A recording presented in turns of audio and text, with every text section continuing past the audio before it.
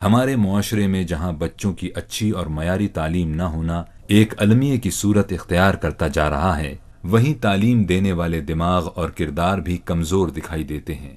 مظاہر صاحب نے ایسے ٹیچرز کا انتخاب کیا جن کا مقصد محض روزی کمانا نہیں، بلکہ نئی نسل کو بہترین تعلیم دے کر اس مملکت خداداد کا بہترین باشندہ بنانا ہے۔ اس مقصد کے حصول کے لیے مظاہر صاحب مسلسل 2 دہائیوں سے بچوں کے ساتھ ساتھ ٹیچرز کو بھی تعلیم دے رہے ہیں۔ جب وسائل محدود ہوں اور مسائل بے پناہ، تو صرف عزم و ہمت اور ایمان کے چراغ سے ہی مصائب کے اندھیرے میں اجالا بکھیرا جا سکتا ہے۔ چراغوں سے چراغ جلانے کا سلسلہ جب دراز ہو جائے تو آنکھوں میں دور دور تک کے مناظر ظاہر ہو جاتے ہیں۔ الخیر اسکول سسٹم جب ایک بیج سے تناور درخت بن گیا اور اس کی چھاؤں دور دور تک پھیلنے لگی، تو مظاہر صاحب کی نظریں اس مقام پر ٹھہریں جہاں کراچی کے کونوں خدروں سے جمع کیا جانے والا کچرا پھینکا جاتا ہے۔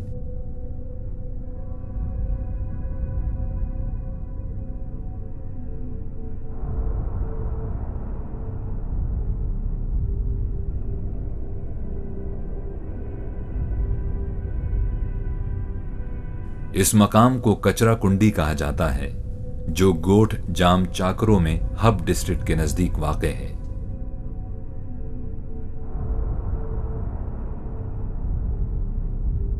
یہ پہاڑی علاقہ کراچی اور بلوچستان کی سرحد پر قائم ہے۔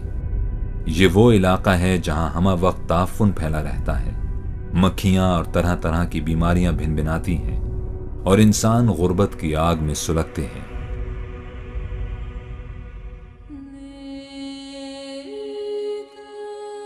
اس تاحد نگاہ پھیلے ہوئے کچرے میں بھی تقریباً 300 خاندان چھوٹی چھوٹی جھگیوں میں آباد ہیں۔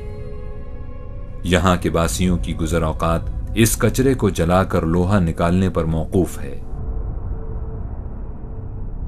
یہاں نہ پینے کا صاف پانی موجود ہے، نہ بجلی، نہ ہی کوئی بازار یا دکان ہے، اور نہ ہی کوئی ہسپتال۔ اس بستی کو دیکھ کر ایسا لگتا ہے جیسے پاکستان ابھی ابھی مورز وجود میں آیا ہو۔ مظاہر صاحب نے جب اس جگہ پر قدم رکھا تو بچوں کی حالت زار دیکھ کر ان کا دل رو دیا، اور انہوں نے یہاں اس کچرا کنڈی میں اسکول قائم کرنے کا فیصلہ کر لیا۔ سن 2002 میں مجھے کسی صاحب نے کہا کہ آپ کو میں ایک ایسی جگہ لے کے جاتا ہوں جہاں آپ دیکھ کر حیران رہ جائیں گے انسان کس طرح زندگی بسر کرتے ہیں۔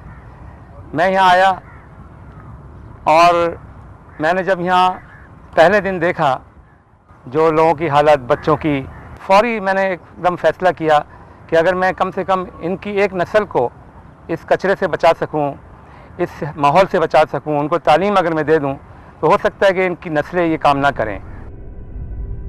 ابتدا میں انہیں شدید مشکلات اور رکاوٹوں کا سامنا ہوا، لیکن وہ گھبرائے نہیں، بس امید کی انگلی تھامے بلیک بورڈ اٹھائے، کبھی وہ کسی ٹرک سے لفٹ لے کر یہاں پہنچتے، کبھی کسی اور ذریعے سے۔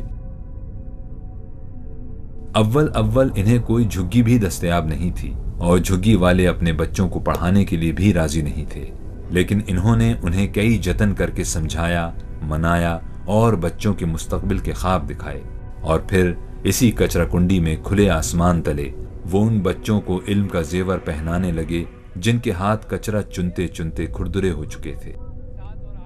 وقت کا پرندہ اڑتا رہا، حالات کی موجیں بھی بڑھتی رہیں، آندھیاں آتی رہیں، لیکن مظاہر صاحب کے قدم کبھی ڈگمگائے نہیں۔ جن بچوں نے کبھی زندگی میں نہ پینسل دیکھی، نہ ربڑ دیکھی، نہ کتاب دیکھی، نہ کاپی کی شکل دیکھی، ان بچوں نے 3-4 مہینے میں اتنا کچھ سیکھا، اور میں اتنا جذباتی ہو گیا، اتنا خوش ہوا کہ میں نے پھر اس کا یہ فیصلہ کیا کہ اب میں نے اس جگہ کو تھوڑا سا پکا بھی کر لینا ہے۔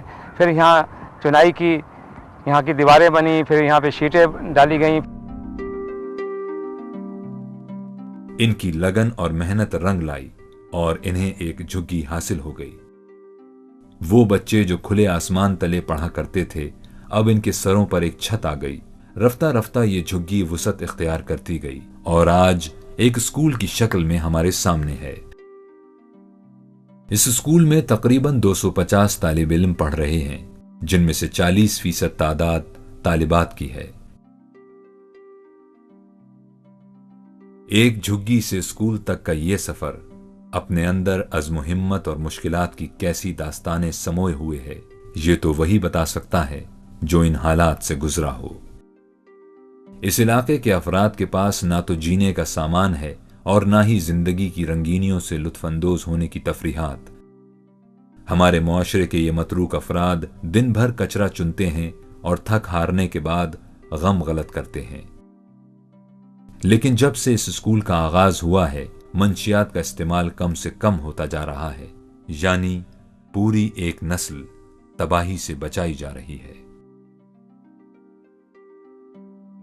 یہ اسکول اس کچرا کنڈی کا سب سے عجیب منظر ہے۔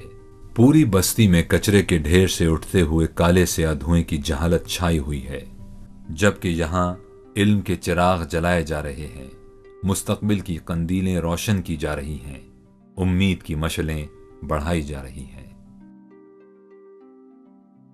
وہ بچے جو صبح آنکھ کھلنے کے بعد کچرے کے ڈھیر سے اپنا رزق نکالنے نکلتے تھے، آج وہ بچے اپنی شناخت پا رہے ہیں۔ اس اسکول میں سیکنڈری لیول تک کلاسز لی جاتی ہیں۔ اول یہاں کے باسی بچوں کی تعلیم کے مخالف تھے، لیکن جب انہوں نے اپنے بچوں میں ایسی تبدیلیاں آتے دیکھیں جس سے ان کے کام آسان ہونے لگے اور ان کی آنکھوں میں اپنے بچوں کے بہتر مستقبل کے خواب آنے لگے، پہلے علم کے لیے ایک جھگی کا دروازہ کھلا، پھر دوسری، پھر تیسری، اور پھر دیکھتے ہی دیکھتے یہ علم کا شہر آباد ہوتا چلا گیا۔ کچرے کا ڈھیر صرف اس نسل کے مستقبل ہی کو نہیں جلا رہا، بلکہ ان کے جسم کی رگوں میں بھی زہر بھر رہا ہے۔ لیکن اس بستی میں کوئی ایک ڈاکٹر بھی موجود نہیں تھا۔ کوئی ڈاکٹر شہر کی رنگینیوں کو چھوڑ کر ایک مکھیوں سے بھنبھناتے ہوئے تعفن زدہ بستی میں کیوں آئے گا، جہاں نہ بجلی ہے نہ پانی ہے، جہاں صرف جلتی ہوئی نسل کی کہانی ہے۔ لیکن انہی ڈاکٹرز میں ایک مسیحا ایسا بھی تھا جو شہر کی بھاگتی ہوئی روشنی سے بھرپور زندگی چھوڑ کر اس ویرانے میں سسکتی ہوئی سانسوں کا علاج کرنے آ گیا ہے، اور سردی گرمی کی تکالیف جھیلتے ہوئے بھی اس غریب بستی کو بیماریوں سے لڑنا سکھا رہا ہے۔ الخیر اسکول میں علم و عمل کے چراغ تو روشن کیے جا رہے ہیں، لیکن یہاں ابھی تک بجلی کا بندوبست نہیں ہے۔ یہاں بچے سردی گرمی بغیر ہوا کے گزارا تو کرتے ہی ہیں، لیکن شہروں کی سہولیات سے بھرپور زندگی گزارنے والے ٹیچرز کس طرح یہ گرمی برداشت کرتے ہیں، یہ انہی کا ظرف ہے۔ ناخواندگی اور غربت کے خلاف یہ علم کا جہاد ایک قابل تحسین اقدام ہے۔ اب جو نسل اس اسکول سے تعلیم کا زیور پہن کر برآمد ہوگی، وہ کچرا نہیں چنے گی، بلکہ وہ ہمارے معاشرے کے بہترین افراد ہوں گے اور معاشرے میں اپنا اچھا کردار ادا کریں گے۔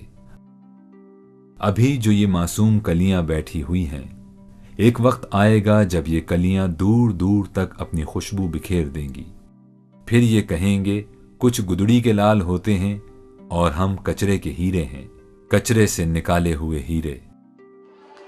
الخیر اسکول سسٹم کے خیر پر مشتمل اور بھی کئی پروجیکٹس کامیابی سے معاشرے میں بہتر تبدیلیاں لا رہے ہیں، جن میں کچی بستی میں پرورش پانے والی بچیوں کے لیے سلائی کڑھائی کا مرکز بھی شامل ہے۔ اس مرکز میں تقریباً 180 بچیاں اپنے ہاتھوں میں ہنر کا زیور پہن رہی ہیں۔ 1987 میں ایک جھگی سے آغاز کیا جانے والا یہ علم کا سفر آج بھی اپنی پوری توانائی کے ساتھ جاری و ساری ہے۔ ان بچوں نے یہ بات ثابت کی ہے کہ یہ بچے بہت قابل ہیں اور ان میں یہ قابلیت ہے کہ یہ بہت کچھ کر سکتے ہیں۔ انشاءاللہ تعالیٰ ایسے ہی بچوں سے اس ملک کے اندر ایک بہت بڑی تبدیلی بھی لا سکتے ہیں، کیونکہ ان بچوں میں بڑا پوٹینشل ہے، بہت طاقت ہے۔ جب یہ کچرے پر جا کر اتنی مشقت کے ساتھ اور چیزیں ڈھونڈ کے اپنا گزارا کرنے کے لیے اتنی محنت کرتے ہیں، تو اگر ہم ان کی یہ قوتیں، ان کا ذہن ڈائیورٹ کر دیں اور تعلیم کی طرف کر دیں اور تعلیم کے میدان میں ان کو آگے لے کر جائیں، تو یقیناً یہ بچے تعلیم کے میدان میں بھی بہت آگے جا سکتے ہیں۔ میں امید کرتا ہوں کہ یہ تمام بچے انشاءاللہ تعالیٰ اگر ہم نے ان کو پوری طرح سپورٹ کیا اور ان کی مدد کی پڑھانے میں اور ان کی اور بنیادی ضروریات کو بھی مد نظر رکھا، تو یقیناً یہ بچے انشاءاللہ تعالیٰ ایک بہت بڑا انقلاب لا سکتے ہیں۔ اور وہ وقت دور نہیں جب یہ خواب اپنی تعبیر پالے گا اور ملک کا ہر ایک فرد باشعور، با علم اور باصلاحیت ہوگا۔ یہ وہ خاموش انقلاب ہے جو اس ملک میں بسنے والوں کا نصیب تبدیل کر دے گا۔